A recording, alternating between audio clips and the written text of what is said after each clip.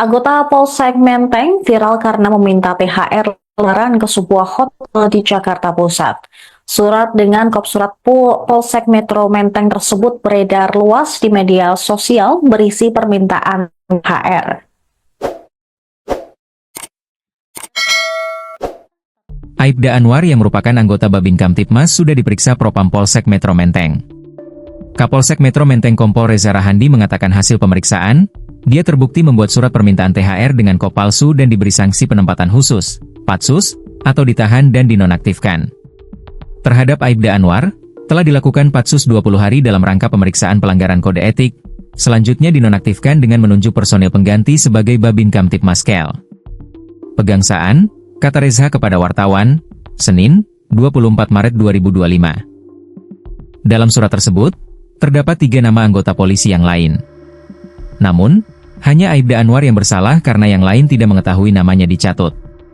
Surat tersebut dibuat oleh Aibda Anwar selaku Babin Kamtibmas Pegangsaan atas inisiatif sendiri dan sengaja tidak melaporkan kepada pimpinannya, termasuk tidak meregistrasi penomoran surat secara prosedural, ucapnya.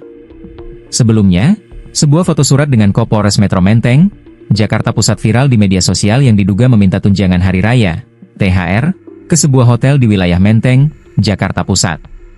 Foto tersebut viral yang salah satunya diunggah akun X Nalar Politik.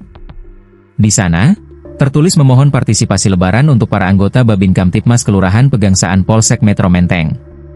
Adapun dalam surat itu, terdapat 4 nama anggota polisi yakni AKP Irawan Junaedi, Aibtu Hardi Bakri, Aibda Anwar, dan staf Anwar. Lah ini kok ada surat pakai kop Polsek Metro Menteng meminta partisipasi lebaran, demikian seperti dikutip. Terkait hal tersebut, Kapolsek Metro Menteng Kompol Reza Rahandi mengatakan jika surat dengan kop kantornya itu bukan surat resmi.